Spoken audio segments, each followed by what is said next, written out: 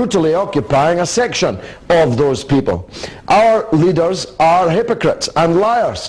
What about Zippy Livni at the Elysee in Paris today? She said, I saw her lips move and the words come out. She said, there is no humanitarian crisis in Gaza.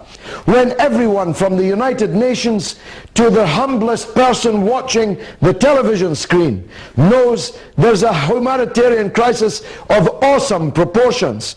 Did the French president say, Madame Livni, you're lying when you say there is no humanitarian crisis in Gaza? No, he wouldn't dream of it. Thanks for the call.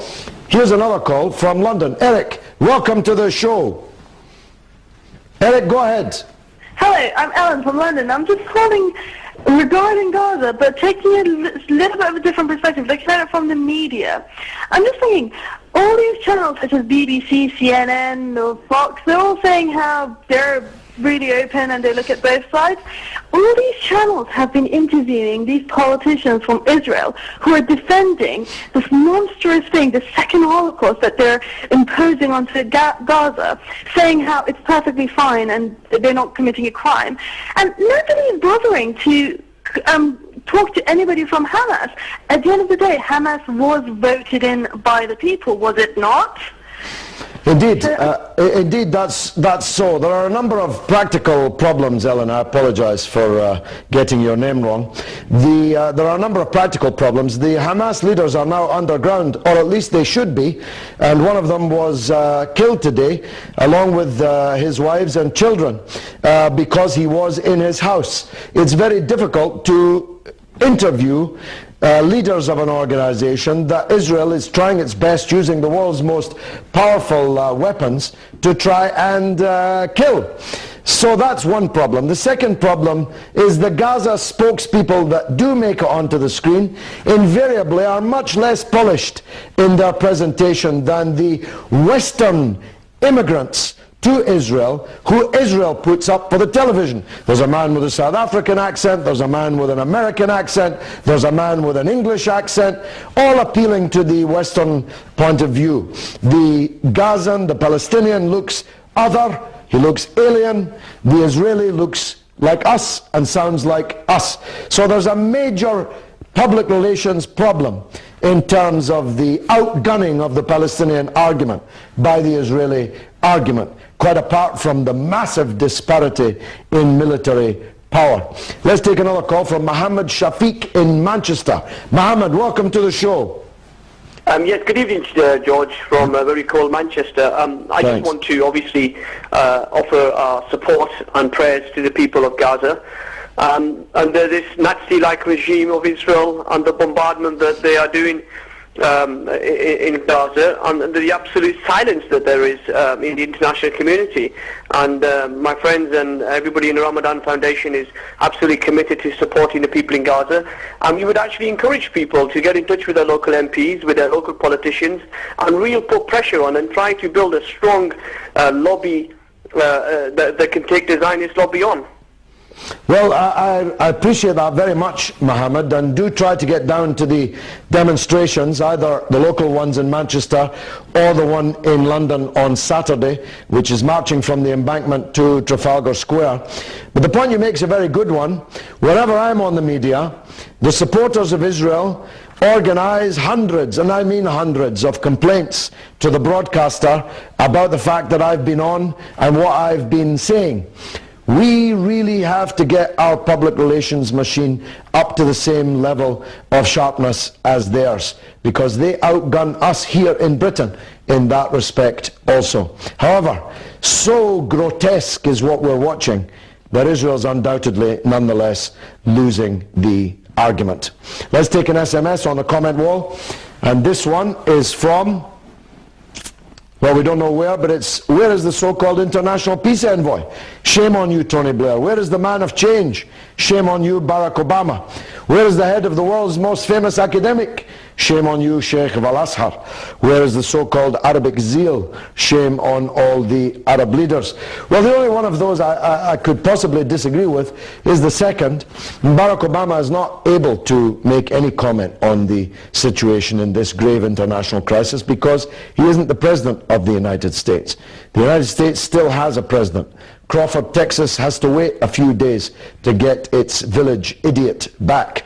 But it could not happen that the president-elect would be making statements which would be different from the president. That would be constitutionally incapable. We should judge Barack Obama when he actually becomes president. He may let us down, but let's at least wait for him to become president. Let's take another call from Shahid in the United Kingdom.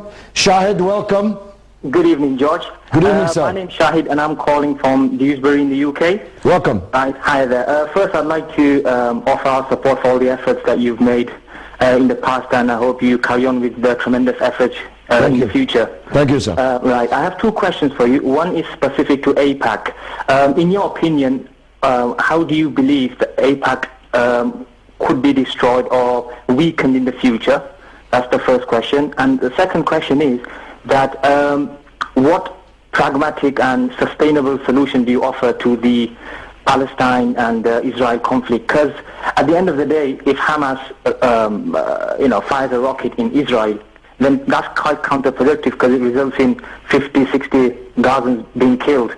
So what pragmatic solution do you offer? Thank you. Well, on the second point first, my friend, the people in the Warsaw Ghetto rose up using their own bodies as weapons because they had nothing left to do. And the same is true in Gaza. The reason why the Gazans are rising up, electing Hamas, firing rockets, using their bodies as weapons is because they have been abandoned by everyone else, including our country, which declares itself the closest friend of Israel in the world. And they're not lying about that, except maybe the United States just shades it. So the Palestinians under occupation, abandoned, what are they supposed to do? Die quietly of starvation? That wasn't the route chosen by the Jews in the Warsaw Ghetto uprising in 1943. And nor should it be the route chosen by the Palestinians in Gaza. The task for the rest of us is to end the situation where that is the only thing that they can do. That means we need to make progress towards freeing Palestine and liberating its land and its people and returning its refugees to their homes. Until we do that, we really aren't in a position to criticize them.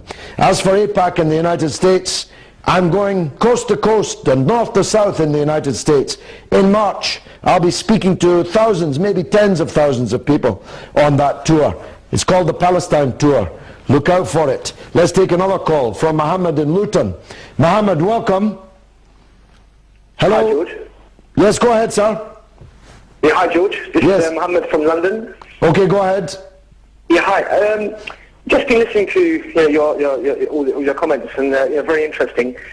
Another question I'd like to propose, maybe a bit of a radical one, is don't you think this